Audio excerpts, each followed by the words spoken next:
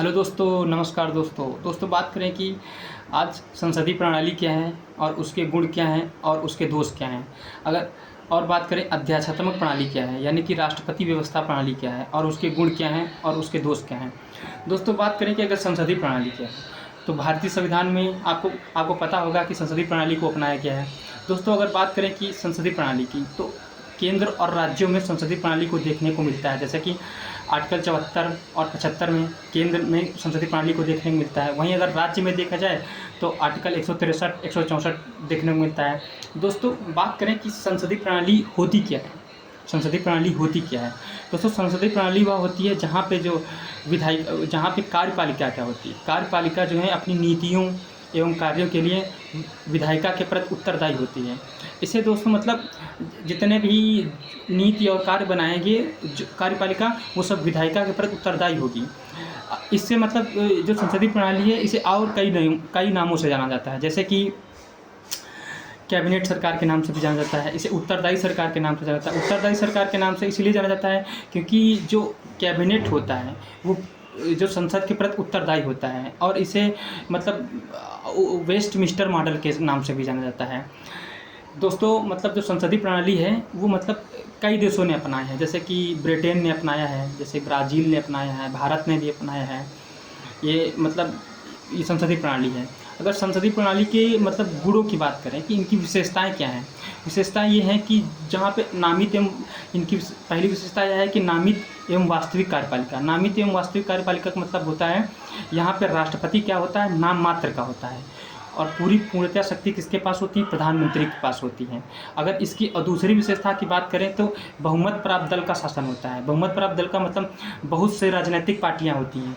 बहुत सी राजनीतिक पार्टियां हैं, उसमें से जिस पार्टी को बहुमत मिलता है वही अपनी सरकार बनाता है। अगर इसकी संसदीय प्रणाली की तीसरी विशेषता की बात करें, सामूहिक रूप से उत्तरदायित्व, मतलब सामूहिक रूप से उत्तरदायी होता है। मतलब संसद के प्रति जितने भी मतलब जो मंत्रिमंडल होता है, जितने मतलब एक टीम की बात करते हैं और सभी क्या करते हैं, संसद के प्रति उत्तरदायी होते हैं। अगर इसकी चौथी विशेषता की बात करें संसदीय प्रणाली की, तो राजनीतिक एकरूपता, मतलब जब मंत्रिमंडल बनता है वो सब लगभग एक ही राजनीतिक पार्टी से बनता है, इसलिए पूरी क्या होता है, राजनीतिक एकरूपता होती है।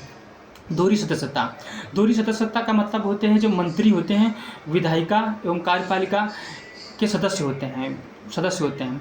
अगर बात करें कि मतलब कुछ लोग होते हैं संसद के बिना सदस्य बने ही मंत्री बन जाते हैं, लेकिन इसमें एक विशेष मतलब वो बताया गया है कि अगर कोई मंत्री जो है संसद का बिना बने सदस्य बन जाता है, मंत्री बन जाता है, तो उसे 6 महीने के अंदर मंत्री का पद मतलब 6 महीने के अंदर संसद का सदस्यता लेनी होगी। अगर इसकी मतलब पाँचवीं मतलब छठी विशेषता की बात करें तो उसमें क्या होता है, संसदीय प्रणाली में प्रधानमंत्री जो है नेतृत्व करता है। पूरी जो मंत्रिमंडल होता है उसका नेतृत्व कौन करता है, प्रधानमंत्री करता है। और जो संसदीय प्रणाली की विशेषता एक और है, निचले सदन का विघटन हो जाता है। यानी कि प्रधानमंत्री सिफारिश कर दे राष्ट्रपति से कि अब आप मतलब मंत्रिमंडल का विघटन कर दीजिए, तो विघटन हो जाएगा। या फिर जो मतलब कार्यकाल होता है, कार्यकाल समाप्त होने के बाद प्रधानमंत्री राष्ट्रपति से कह दे कि आप जो है मंत्रिमंडल का विघटन कर दो, तो वो हो जाएगा। और इसमें मतलब जो संसदीय प्रणाली होती है गोपनीयता की शपथ की जाती है, गोपनीयता की शपथ ग्रहण करी जा सकती है। वहीं अगर बात करें कि अध्यात्मक प्रणाली क्या है या फिर राष्ट्रपति शासन प्रणाली क्या है, उसमें क्या होता है दोस्तों, जो विधायिका है वो कार्यपालिका से उसका कोई मतलब नहीं होता है। दोनों मतलब विधायिका कार्यपालिका अलग अलग होती हैं, मतलब वहाँ का और अलग अलग होती हैं। और दूसरी बात करें कि वहाँ का जो राष्ट्रपति होता है पूरी शक्ति उसी के पास होती हैं। जैसे कि वहाँ का राष्ट्रपति जो है 4 साल के लिए चुना जाता है। अगर 4 साल पहले राष्ट्रपति को कुछ हो गया तो वहाँ पे क्या होता है, जो उपराष्ट्रपति होता है वो पूरे कार्यकाल के लिए मतलब कार्यभार संभालेगा। लेकिन वहीं अगर भारत की बात करें तो भारत में ऐसा नहीं है। भारत में अगर राष्ट्रपति के पास मतलब राष्ट्रपति को कुछ होता है तो 6 महीने के अंदर चुनाव कराए जाएंगे और फिर वो जो है राष्ट्रपति अपना कार्यभार संभाल लेगा। वहीं अध्यक्षतंत्र प्रणाली की विशेषताओं की बात करें कि तो वहाँ पे क्या होता है, एकल कार्यकारिणी विशेषता होता है। एकल कार्यकारिणी विशेषता मतलब पूरी शक्ति किसके पास होती है, राष्ट्रपति के पास होती है। ठीक, अगर और अध्यक्षतंत्र प्रणाली की विशेषताओं की बात करें तो वहाँ पे राष्ट्रपति जो हैं कि विधायिका के प्रति उत्तरदायी होता है, ना कि मतलब विधायिका एक ही सदन के लिए उत्तरदायी होगा।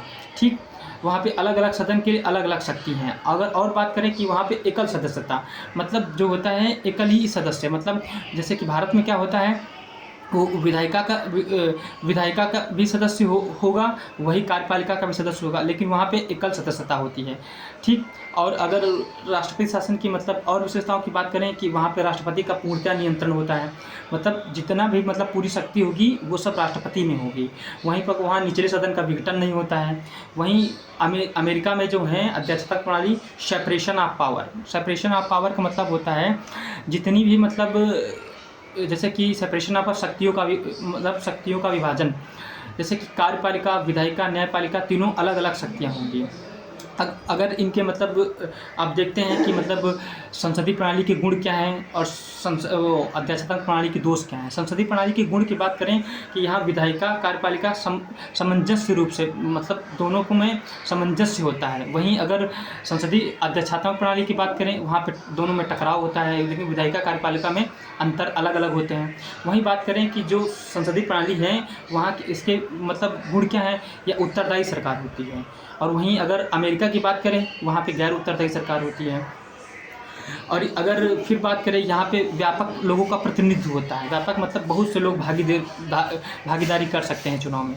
वहीं अमेरिका की बात करें तो अमेरिका में क्या होता है, सीमित प्रतिनिधित्व, मतलब अमेरिका का मतलब होता है कि अध्यक्षता प्रणाली, मतलब वहाँ पे सीमित लोगों का प्रतिनिधित्व होता है।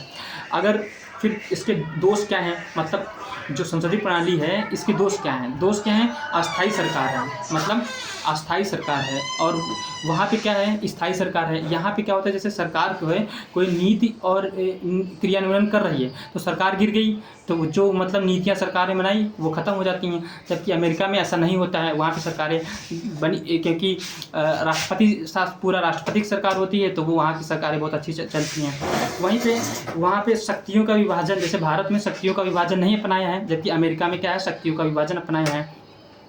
अगर बात करें कि जो संसदीय प्रणाली होता है, इस संसदीय प्रणाली में कि अकुशल लोगों का मतलब कार्यकाल होता है, किसी को पता नहीं यहाँ पे क्या होता है। भारत में संसदीय प्रणाली है, अब उसे खेल मंत्री के बारे में पता नहीं, खेल के बारे में क्या है, उसे खेल मंत्री बना दिया गया है। जबकि अमेरिका में ऐसा नहीं होता है। यानी कि अध्यक्षीय प्रणाली में क्या होता है, जिसके पास विशेषज्ञता होती है, मतलब नॉलेज होता है, उसी को उस विभाग का मंत्री बनाया जाता है। जैसे विज्ञान का कौन मंत्री है।